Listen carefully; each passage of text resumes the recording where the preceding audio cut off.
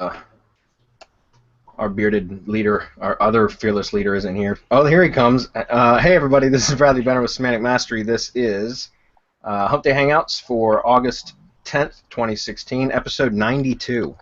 Wow. It's quite a milestone.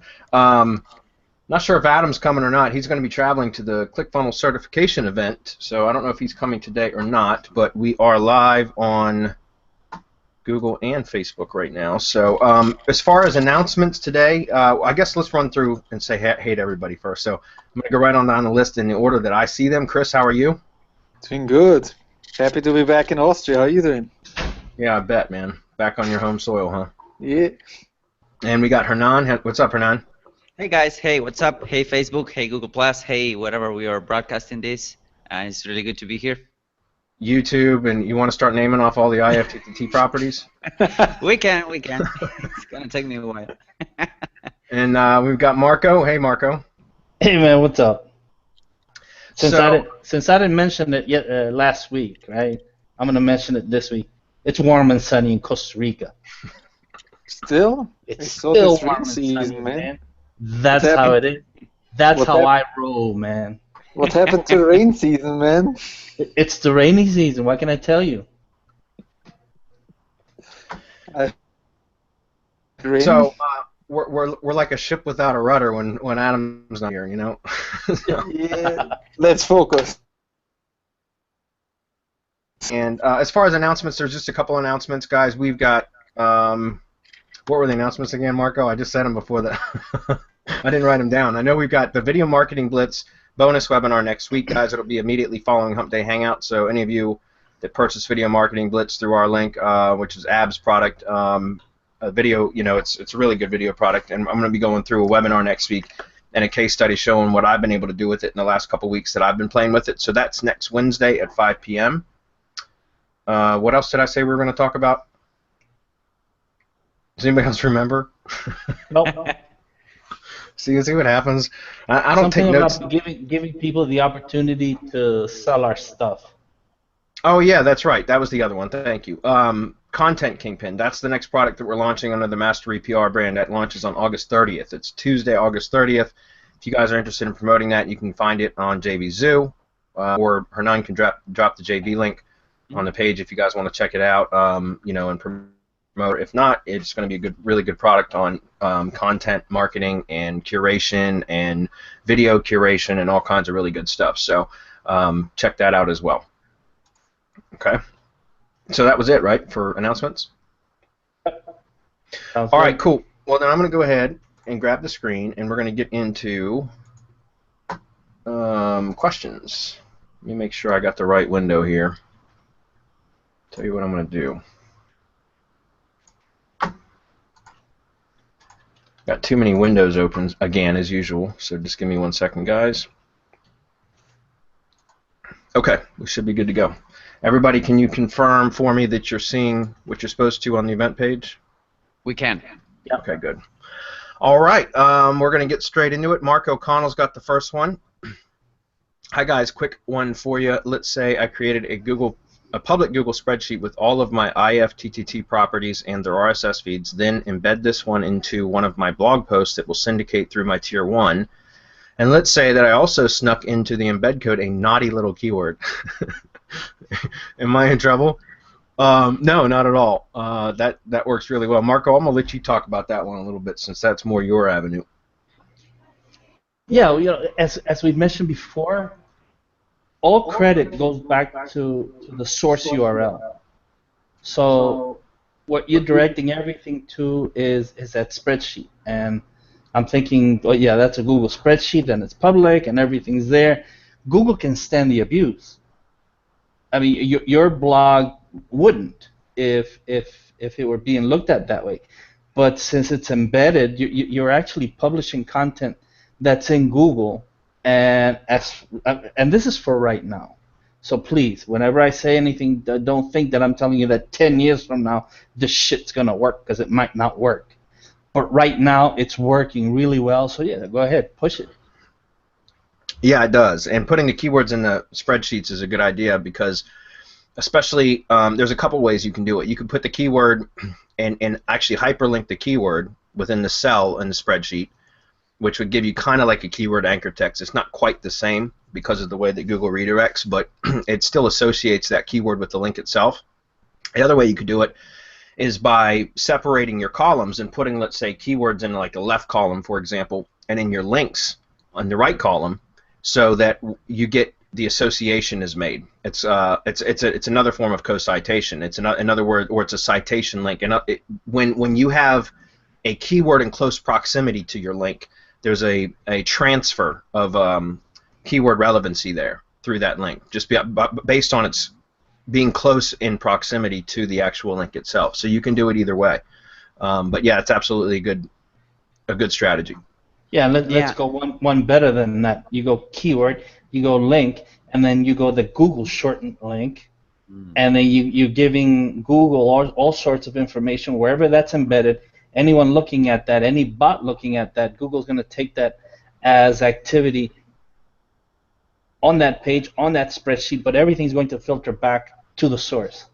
And then from the source, if you have a link to the original website, to the thing that you're really looking to rank, then the juice flows out and it comes back, and it flows back out to whatever link you're directing it to.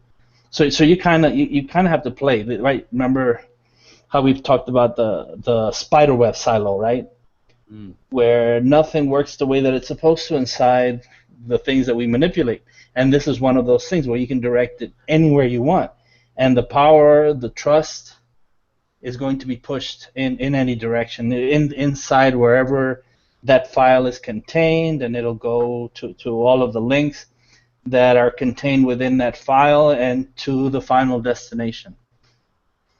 And I don't want to get into too much more because I was going to say, goes on in RYS. I give away the farm all the time, man. Shit. And Hernan, did you want to comment on that as well? Yeah, I wanted to say real quick that without giving away too much, also you can get real nasty with embeds. You know, if you embed that spreadsheet on some other places, like Tumblr, then you can embed the Tumblr post someplace else. But yeah, I'm gonna stop that because otherwise we're giving away too much. So I don't know if Mark is part of RYS Academy. If you're not, Mark, all of this nasty stuff is is in over there. So. Can I give away one since you guys all got two? Yeah, go ahead. All right, so another one would be something like, you guys know you can embed Google Plus posts. And so what you can do is take a Drive file and create a Google Plus post with the Drive link, make it a public link, obviously, and then create a Google Plus post, and then you can embed the Google Plus post inside of a WordPress site, a Tumblr site, whatever. And so you end up having multiple iframe stacks, originating with Drive, then having Google Plus wrap that iframe with its own iframe, and then you embed that inside of a WordPress or a Tumblr post or whatever. So you get multiple stacks, and you're talking about Google properties. Stack it, put that Google Plus post inside of a Blogger blog. Now you've got 3 Google properties or a Google site. She's like, okay, I've given away enough. I'll stop. Yeah, that's enough. Come to RYS, learn the rest. Nate's here. What's up, Nate? Greg says, I want to spend some money and purchase the backlink service on SerpSpace. Would it be possible to get a clearer understanding on what URLs are best to submit in this case? Yeah, Greg, pretty much all of them from your Tier 1 network. Or if you're buying for a full 2-tier network, you can actually spread it across all networks if you'd like. Typically what I do is I always boost the Tier 1 properties, always, but I don't always boost the Tier 2 properties. Sometimes I do, sometimes I don't. It just depends on if it needs it or not. But I always end up taking, whenever I build a Tier 1 network for a client or a lead gen site or whatever, then I end up sending it over to get the links built. And I just have links built to all the the profile URLs, the home page of all of the different sites in the IFTTT network. That's what I do. Some people only like to build links to the do-follow, properties that provide do-follow links. I don't think that's natural looking, so I like to just basically spread the entire link package out across all the properties in the network. And again, I do it to the home page because, you get more effect if you were to actually take individual post URLs from the IFTTT network and build links to that. But then you're limiting the link juice to, to only being effective for that one post, and it doesn't spread across the rest of the site. Now, if you did some internal linking stuff, you could, but that's way too much manual work. For efficiency reasons and just for automation reasons, all I do is take the profile links from the IFTTT spreadsheet, right out of the column, and just copy all the links right out of that column, paste them into the serve space order form, and that's it. And then I just have all the links distributed evenly across those, because then essentially what happens is every time a new post is published to your own site or your own YouTube channel, whichever, and it syndicates across the Tier 1 branded network, or the Tier 1 network, it doesn't have to be branded, all of the posts are going to be on that home page, right? And so they're going to receive all that extra juice from the inbound links pointing to the home pages. And usually the way that the blogs paginate, which means it'll show like 10 posts on the front page before it goes to page 2. So your post gets the benefit of all that juice flowing from the home page for some time in the future, until it paginates because of another post pushing it off eventually, which will happen eventually. But usually by then it's settled in its rankings. So I don't, unless it's really competitive, in which case you might want to build additional links to the individual post URLs. But again, I do it just strictly for speed and efficiency reasons. Is it just so easy to just grab, once the network's built, I get it returned from our builders, I just copy the column, paste it in the orders form, and generate my keyword list, whatever, and then send it to get the links built to the home page, and then I don't have to think about it anymore. It's done. And I like I said, I like to spread them evenly across all the properties, because it looks more natural to have inbound links built to all of the properties instead of just a select few, especially ones with do follow links, if that makes sense. What do you think, Hernan? Yeah, I think I usually do the same, and as you said, unless I need to specifically push a post, those posts that are on page 2 or bottom page 1 that you want to push them upwards, unless that's the case, then if I want to build like general authority to the network, that's what I do as well. Now, you need to have in mind what kind of links we are creating to the networks. We are creating a couple tiers of links, and that's where the power resides, because we could be spamming the networks, and that's not the idea, because those are branded properties. And those are, really valuable properties, because they can generate a sale, they can bring traffic, etc. So the main idea here, and this is when we, develop the link building packages, the idea is that your syndication network properties, they only get contextual backlinks, that we can create with Turbo Web 2.0, GSA, FCS Networker, Zenoposter Pro, all of the tools that can create a Web 2.0 contextual. And by contextual, we mean, relevant piece of content, and relevant, relevant context that's surrounding the link. Those are the links that we are sending to the properties directly, and then we are spamming those. We are spamming the contextual automated backlinks. So the spam comes like 3 or 4 hoops after, after the syndication network. So that's how we are managing to do that. And you need to understand also that there's an amount of link that we're sending. The mass of links is not being sent directly to the IFTTT networks, but rather we are using buffers in between. Like, right, you only get a handful of links per property, and that's on purpose. That's on purpose because we don't want to ruin them. We don't want to burn them. So. Yep. And the other thing, Greg, keep this in mind too. The link building service is good for IFTTT networks, whether it's Tier 1, Tier 2, it doesn't matter. Also, they're great for citations. So if you're doing local work, and you can also point directly to YouTube if you'd like. You can do that. We will not accept money site URLs because we won't. We're not going to build spam links directly to a money site. We're using spam tools. We don't do it ourselves, so we wouldn't offer that as a service either.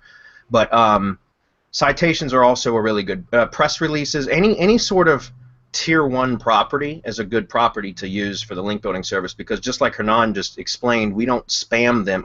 I call it spam because we're using a spam link tool, but we don't throw like kitchen sink spam directly at the Tier 1 links. We put a buffer of higher quality spam links, if that's possible, between the kitchen sink spam and the tier 1 links that are target URLs, if that makes sense.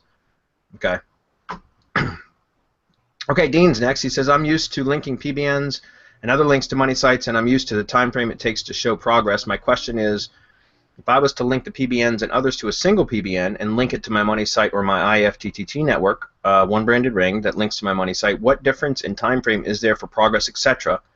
Just that I'm scared to spend money linking to a PBN or IFTTT to find that it takes much more time / money to get the effect showing on the money site's ranks. Thanks, guys. There is a little bit more of a delay between, at least, it's not always the case, but most of the time, unless you have an unusually powerful link that you find and you point it to a buffer site first, in which case you can see results very, very quickly. But for the most part, whenever I'm building through a buffer site, so I'm building links to a buffer site that links to my money site, I find that it's a slower effect on the results than if it's a direct link to the money site. But I don't mind because it's safer. It's a safer approach that way. And so I don't have a specific timetable, like, because I know it varies, and again, it depends on the strength of the links that you're going to be pointing to the actual buffer site. If it's a particularly powerful link, you should see an effect much quicker than if it's a standard strength link or a weak link for that matter. So it really depends. But yeah, I don't know that there's a specific formula for that. I've never made enough detailed notes to be able to determine that if there is. Do you guys have any input on that? Well, it used to be like if you pointed a PBN link to a website or a web page, it used to be like maybe 1 to 2 weeks tops, But now things are getting slower because Google is rolling out updates every month, and you need to have in mind also, Dean, that if you get like a really powerful backlink and you point it to a website, or you get a 301, for example, and you get a nice drop from blue chip backlinks, and you point it, you 301 that to a website, to a web page, there's a high chance that you will get the exact opposite effect that you were looking. Yeah, it'll drop. Yeah, you will see a drop. And that patent from Google, I think Marco shared it with us or something like that, and that's on purpose as well. It's a trap. Because if you will panic and go back and eliminate the link, and that's exactly what they are aiming to do, to trigger that fear, quote unquote. And that's exactly why you want to take it easy on PBNs. I've seen better results. Like better results, I mean like slower results, but more consistent in time. Like for example, right now, if you point a link to a PBN link to a website, you can see maybe on 3 weeks, maybe 4 weeks, you can see a bump, but then it slowly starts to go down again, because it's a dead link. It doesn't have any social signals, any social interaction, any validation, anything. Now, when you do that through an IFTTT network, maybe it takes longer, but the results are more consistent in time because you're going through a buffer that has high DA, high trust flow, whatever. Right. So have that in mind. If you're in a rush, do PPC. Because otherwise you will be messing up with your rankings. Because that's exactly what Google wants to do. So. Yeah, I spoke about these two effects, or I wrote about them back in December. Both the Google Dance and what I called back then the death of the PBN.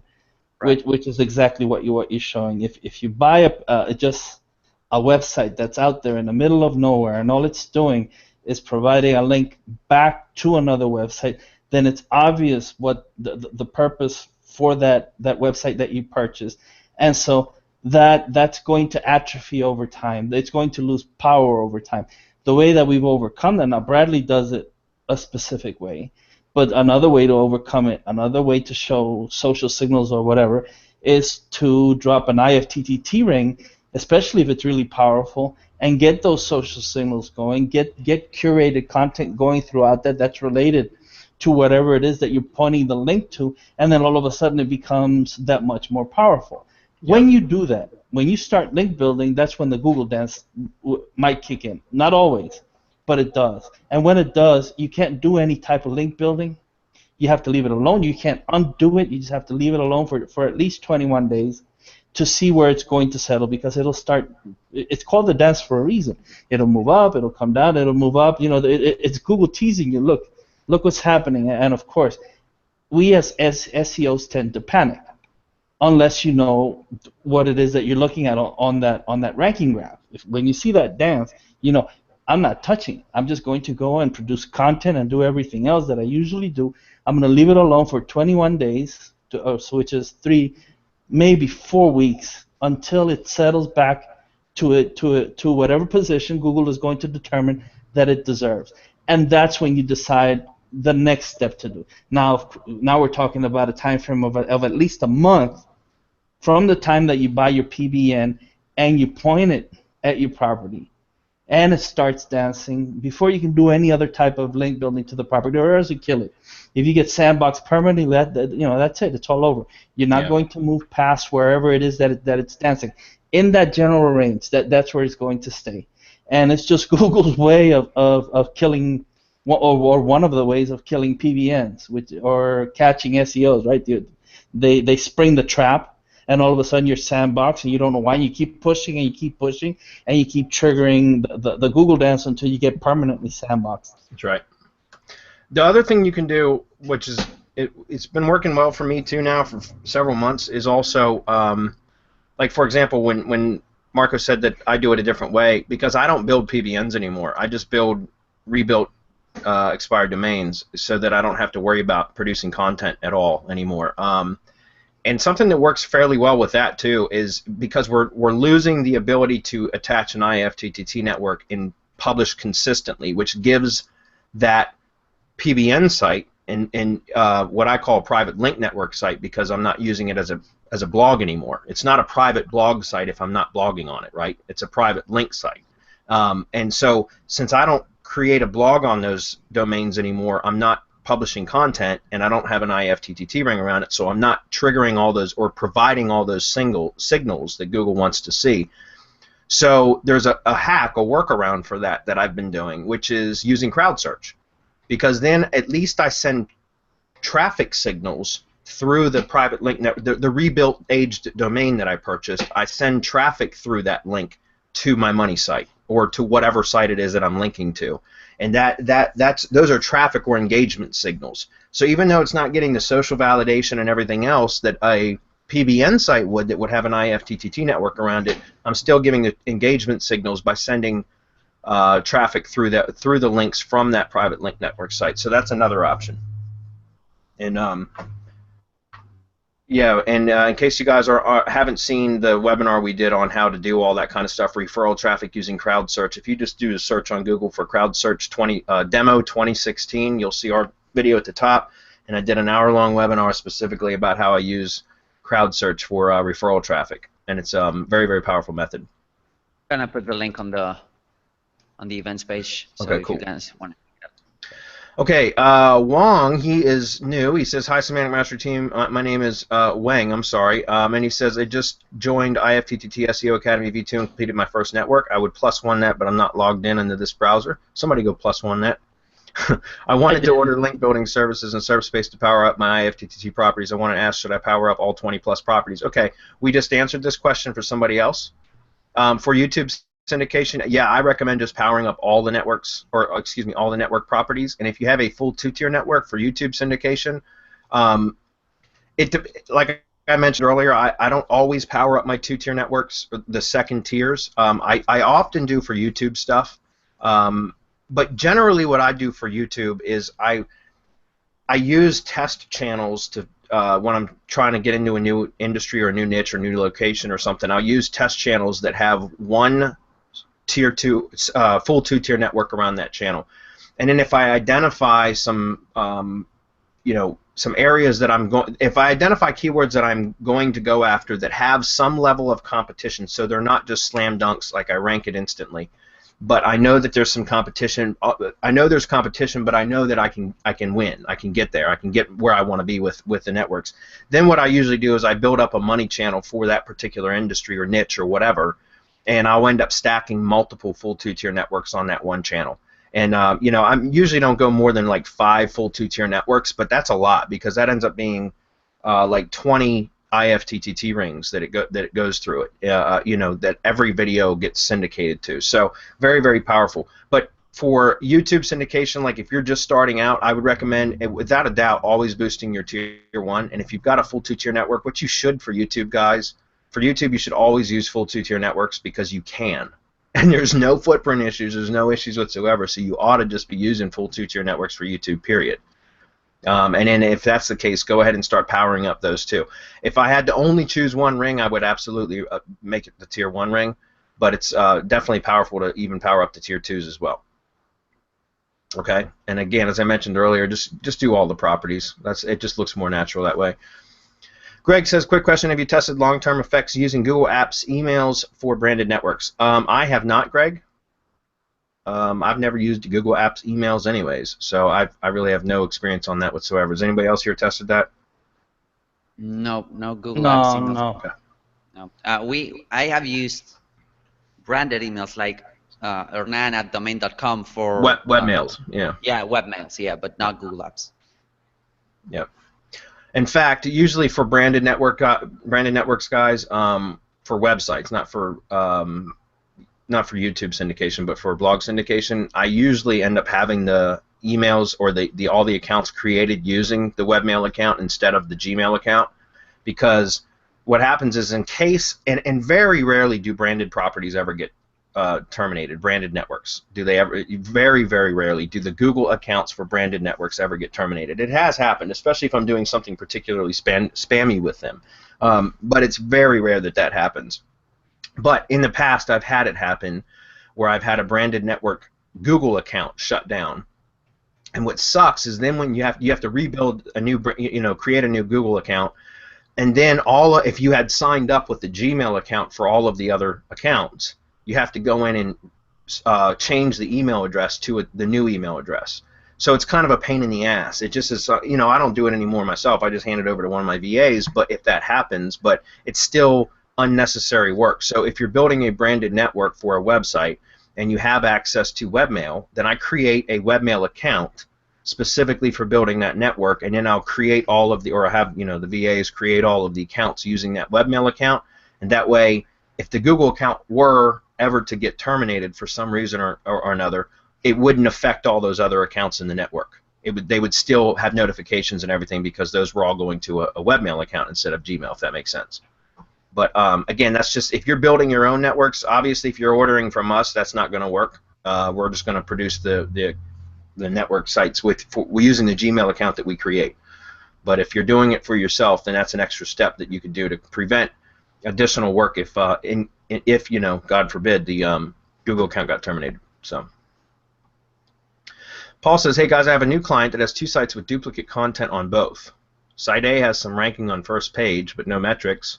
Site B has good metrics but no ranking. So my question is, if I take Site A down, will the simple 301 redirect to Site B fix the problem of duplicate content and save the ranking on Google? Well, yeah, I'm not sure. I'd have to, Paul, without looking at both of the sites, if it's an exact duplicate site, then the on page is going to be the same. But I'd look at the off page. You say one has no metrics and one has good metrics, but it's not ranking as well. There's a reason why there. There's a reason why. So you say it's got good metrics, but it doesn't mean it's got a clean link profile. You can have a really high metrics, but still have a really shitty link profile. Could be what's causing it not to rank. But just so you know, when you do a 301 redirect, the site that you're redirecting is no longer indexable. So it will absolutely clear any duplicate content issues because that page disappears in Google's eyes. It gets redirected, if that makes sense. So what I'm trying to say is I don't know, from what you're saying, if Site A is the one that's ranking and Site B is the one that had metrics but it's not ranking, or it's ranking on page 2, then what I would do is, instead of redirecting Site A to Site B, which you'd be like taking the one that's ranking and pointing it to the one that's not ranking, that to me seems backwards. I would want to redirect Site B to Site A and monitor Site A and see what happens. Just like we talked about earlier on this webinar, you probably will see a drop immediately, but then after a few days or a few weeks, you should see it come back and settle in if there was not a problem. But if Site B does have some, even though you say it's got good metrics, it could have some issues with the backlink profile, and that's why it's not ranking. And if that's the case, it could cause Site A to pull down too. But then all you have to do is remove the 301 redirect, and theoretically, the Site A should come back to where it was before you did the redirect to begin with. Right? But that's something you could do. Something else you could test is if it is an exact duplicate, Paul, you could go into Site B and set the canonical to point to Site A, and see if that fixes the problem. It does something similar to a 301 redirect, but it's not an actual physical redirect. It would leave both pages indexable, but Google would push all the credit from Site B to Site A, or whatever you point the canonical to, if that makes sense. All right. Scott's got a slew of questions here. We'll try to run through these very quickly. Typically, we ask you guys to post, 1 or 2 questions at a time, and then wait and post the other ones so that other people can have a chance. But we'll go ahead and answer these. He says, "Hello, I notice you don't use Instagram or Snapchat, which are 2 of the most popular sites on the internet, which gets lots of traffic. Does IFTTT not support these sites? Are we missing out on a lot of traffic by not using these sites?" Well, IFTTT, as far as I know, does not support those sites. Besides that, I just flat out don't use those 2 sites. It's just not something I've ever done. So Instagram or Snapchat. I do have a Snapchat profile, but I still haven't even played with it yet. So I just don't use it. Period, guys. If you I don't know, Hernan, are those channels in IFTTT? I don't even think they are. No. Well, sorry, Marco, but Instagram, for example, it is, but you can only post from Instagram to someplace else, because Instagram, being a mobile app, is not allowed. It's actually against Instagram terms to post, anywhere else than on a mobile phone. So you can post, for example, if you upload something to Instagram, you can get it syndicated for to Pinterest or to Flickr, to Facebook, whatever, to Twitter. Snapchat, I'm not entirely sure. I don't think there is, but I know that there's a market there. We might go into the rant mastery that we want to do. Some of us might go through Facebook Live. Some of us may go through Snapchat, but there's no way we can post to these applications. Snapchat is not in IFTTT. I just checked. Yeah, Instagram it is, but as a trigger, not as an action that we can post to. So. Yeah. Yeah, but that doesn't mean that it can't be used. You can build. I mean, if you're really into whatever social media property it is that you're talking about, you can build an IFTTT network specifically for that, just like we do with Twitter SEO Academy. I mean, we did that, and it's not that we don't use it. We do use Instagram. We just have someone that goes in there and publishes content for us, right? We have our social media manager that does stuff there, in Facebook, in Twitter. It just complements whatever it is that you're doing. Yeah. You can't just make your blog ground zero and just do everything from your blog, because that's not what the regular Joe does, right? Because they'll be going into Instagram. Well, we try to do that where possible, but yeah, things like Instagram and Snapchat are third-party applications that you have to use outside, beyond your blog, if you want to use them. And there's certainly traffic there. It's just not something I've ever taken the time to learn how to do. So that's why it's not in the training. If we were using it, Scott, he would be in the training. Let's put it that way. I mean, something that's worked really well for me is I had a project and this woman, I mean, her home is her Facebook page, and she didn't want to go bother with a blog. She didn't want to do any of that. And so the way that we got around that is that we said, okay, well, we'll just make Facebook ground zero, and we'll make that the trigger for everything else, and it's worked really well. Yeah, it's not just about SEO; it's about driving traffic, right? That's what the end result that you want is people visiting whatever it is that you're trying to promote. That's right. Okay, he says, next question, with the way you guys set up IFTTT as Tier 1, then having links pointing to IFTTT for power, does this Tier 1 buffer typically keep the site's videos more protected from Google updates? With these techniques taught, how long do you guys maintain rankings for on average? Yeah, I mean, that's in part, in the training, Scott, I talk about the IFTTT branded or the tier 1 network acting as an SEO firewall. And that's in part another reason why we use it, because it does protect the money site from additional link building stuff that we do, because all the additional link building stuff that we do it goes to the tier 1 networks or other tier 1 properties. They don't have to be IFTTT properties, guys. Those are just like, it's just standard operating procedure for everything we build to have a network, but there are other things that we do. So whenever we're building links to our money site, or whenever we're link building, I typically don't build, unless I'm very, very selective, I typically don't build links directly to the money site. I build them to the tier 1 properties.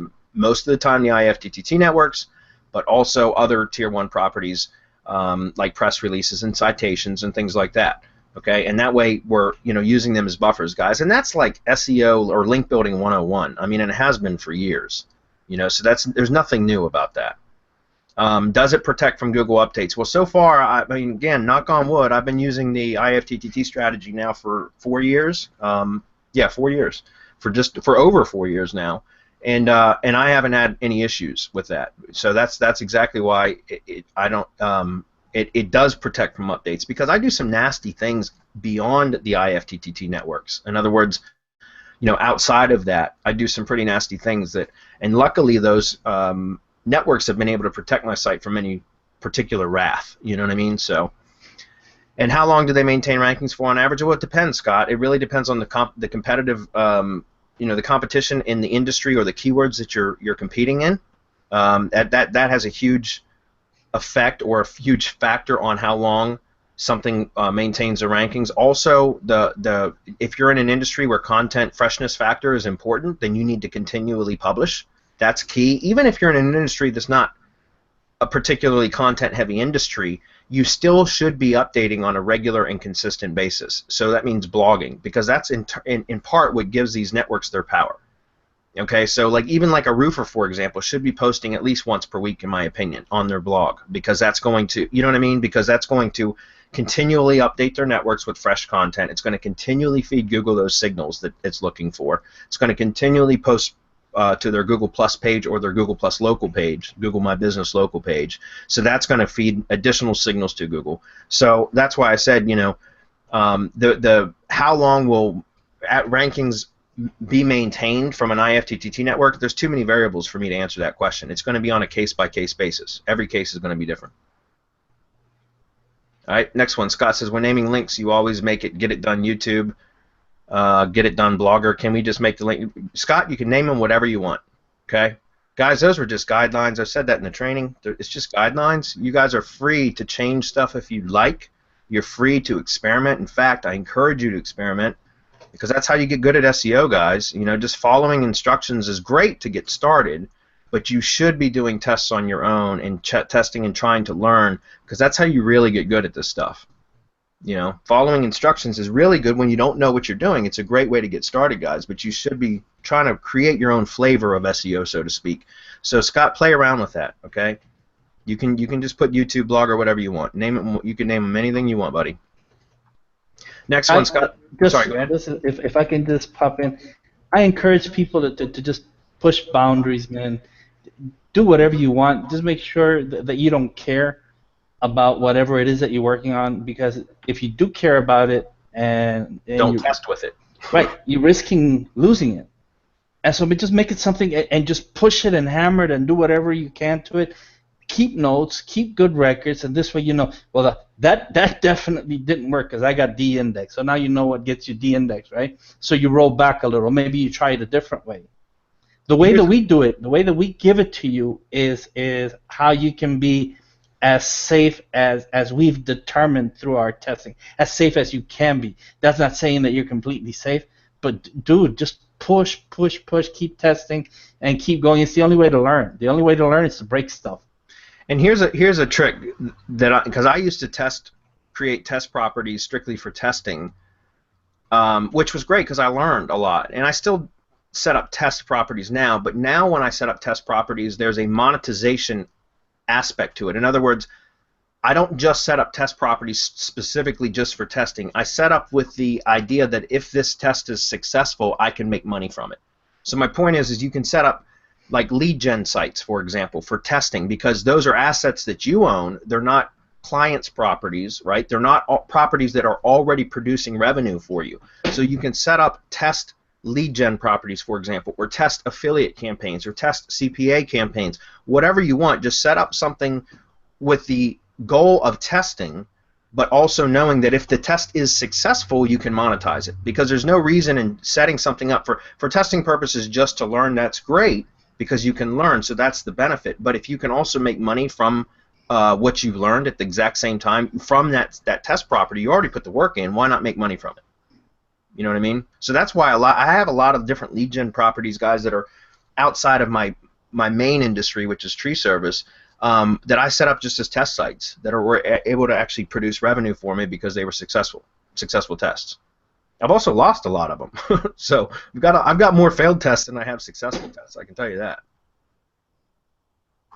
All right, last one from Scott. Do you guys provide actual notes, or can you provide actual notes for IFTTT V2 videos? I notice you do have perfect notes in the videos, but they aren't provided. They're not provided on the sides, or on the side. Excuse me. You probably give those notes to your outsourcers. You're correct, Scott. I do.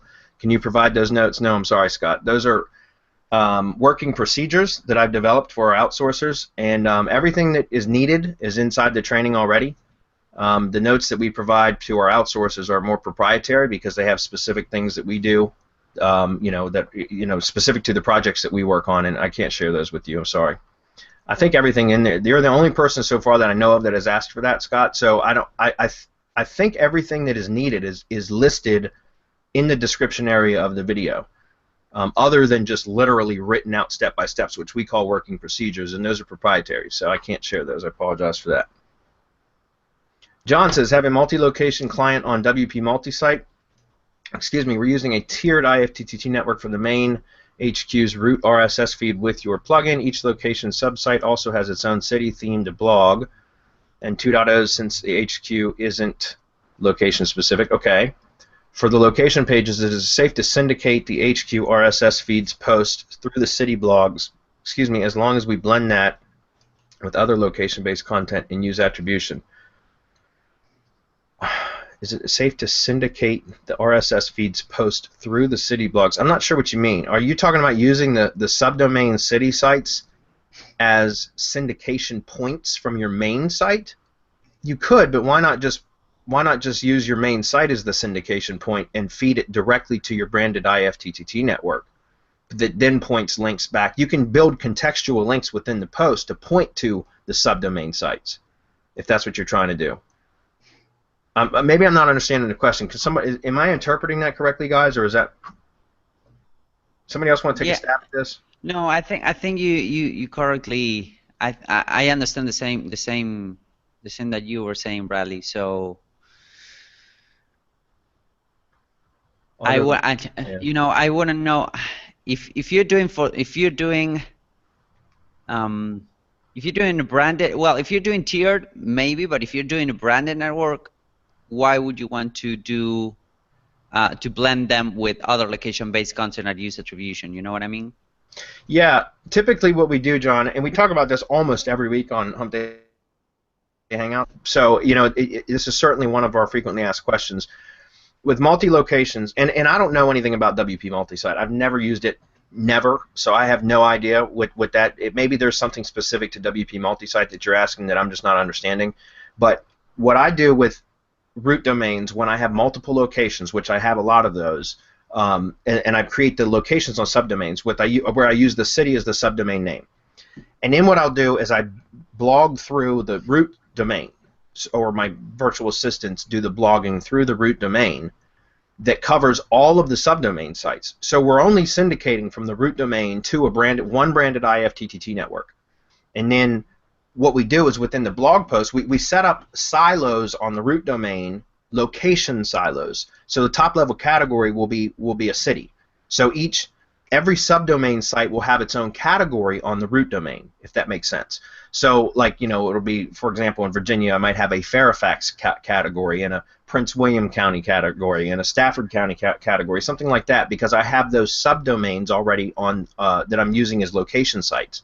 So then what we do is blog from the root and put the posts within the proper categories whenever I'm building contextual links from inside the blog post to the subdomain site. because that way I'm still building links to all the subdomain sites through syndication, but I'm doing it from one blog instead of multiple blogs. It just is easier on the virtual assistants. I only have to maintain one ring, one IFTTT ring. If I find that any one of the subdomains aren't getting, I'm not seeing the results as quickly as I would like because maybe there's more competition, whatever, then I can always go in and build a location-based, location-specific IFTTT ring for that particular subdomain, and then start blogging through that subdomain blog instead of from the root. And that's only when I only do that when necessary, and that's only when the root domain blogging strategy does not work, or doesn't work as quickly as I wanted it to. Because, like I said, when you've got multiple locations, it's so much easier on a management level to manage when you're just dealing with one network and one blog point. So that's typically how we do it. Okay. Excuse me. All right. Clark says, I have Video Marketing Blitz, with it, I can find hundreds of keywords that will rank videos on Google. My question is, how many and how fast can we safely put videos into our branded IFTTT network? Great question, Clark. What I recommend is no more than 5 videos per channel per hour period. So if, like, for example, I've got it too, and we're going to be doing the bonus webinar next week after Hump Day Hangouts. We're going to do the bonus webinar, and we'll talk all about this. But my point is, like right now, the testing that I have, I only have 5 money channels. Each channel has its own IFTTT network. So every time I do the poking first through test channels that have no networks, they have no association with any other property on the web. They're just strictly spam YouTube channels. And I use them to test or poke keywords. Once I have identified keywords that will rank with no SEO work, then I go produce those videos through and publish them or whatever, upload them through my money channels. And my money channels have networks around them. But I limit it to no more than 5 videos in a 24-hour period. I'm sure there's other people here that can spam the hell out of their YouTube channels, their money channels, and probably get away with a lot more than that. But I always try. I hate losing channels, so I try to keep it to 5 videos in a 24-hour period per channel, and that's it. That way I don't lose the channels. Okay, because here's the thing. Even if you were to pump out 10 or 12 videos or 15 videos on a channel that has an IFTTT network around it in one day, you're posting to your IFTTT properties, your WordPress, Tumblr, and all those 15 times in a day, and that can raise a flag very quickly and get your accounts terminated. So I hate rework, guys. I just can't stand doing rework. So I try to make my properties last as long as possible. What's all the big hoopla about Google's change on embedded videos? I didn't know there was a big hoopla, Wayne. This is news to me. Huh. I'd like to know what you're talking about. If you can drop a link, Wayne, I'd love to know what you're talking about. We won't have time to cover it today, but if you can drop one in the mastermind, we can start a discussion there too. DC Glenn, whoop, there it is. Okay, he says, if I have 2 entities using the same address, can I make one citation unique to one brand and the other unique to the second and get away with it?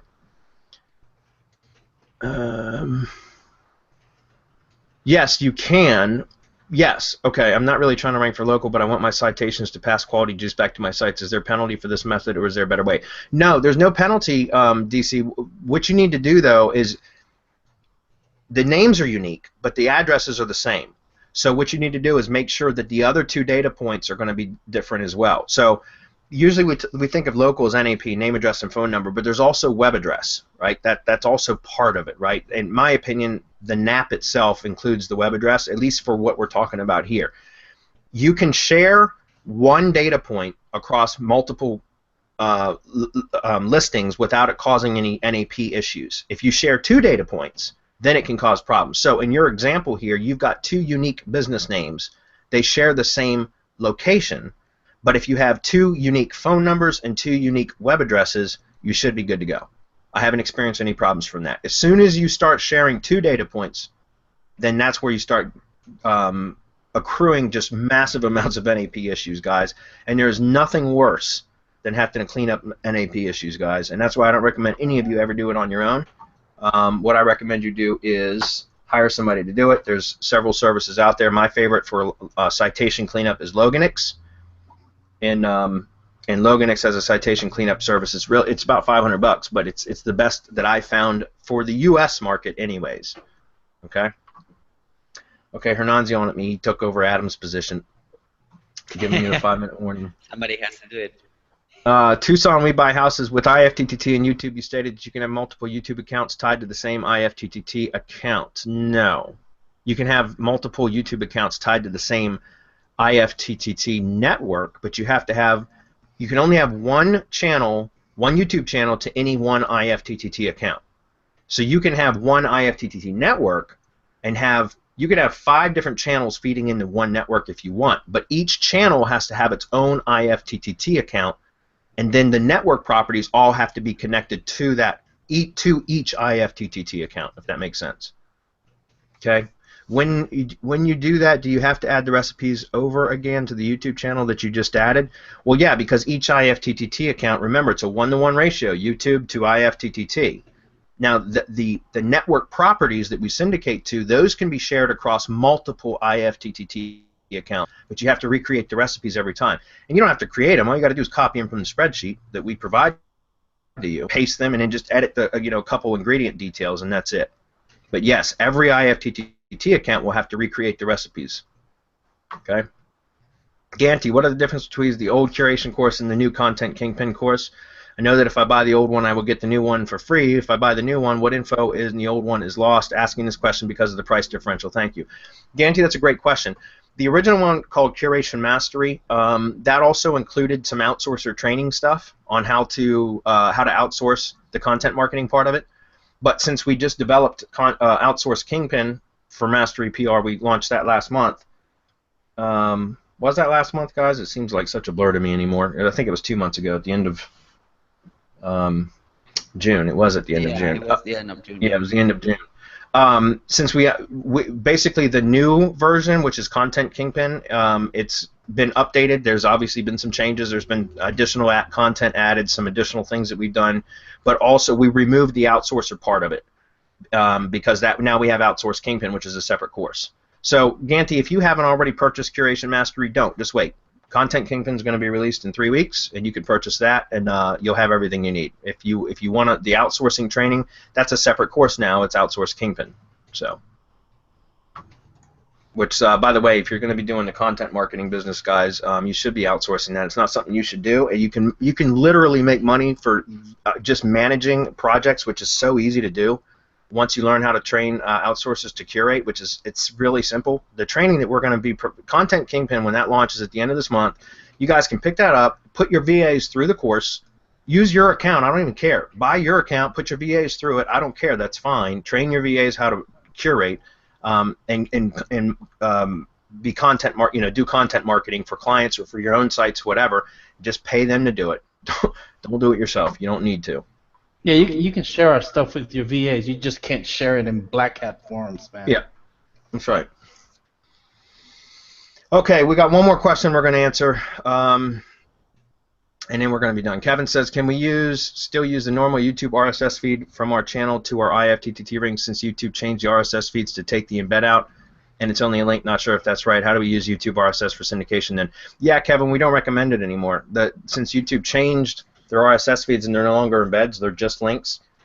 We don't recommend using those.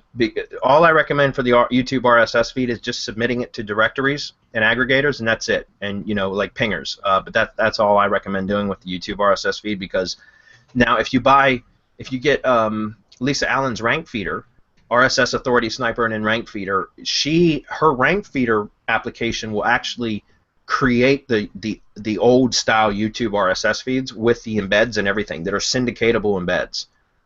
So if you want that functionality again, then you have to subscribe to rank feeder. It's a great service though. So, but as far as using YouTube RSS feeds for regular syndication stuff now, no, I don't recommend it. It's not worth it. They don't embed anymore. So. All right, I think that's it. Sorry, guys, we couldn't get to the rest of. Oh, there's only a couple more, anyways. But we got to wrap it up. We got masterclass starting in 5 minutes. So thanks for everybody being here. We will see you guys in masterclass in a few minutes. Those of you that are here, those of you that are not, we'll see the rest of you next week. Okay. Thanks everybody for helping out. Bye, guys. Bye, everyone.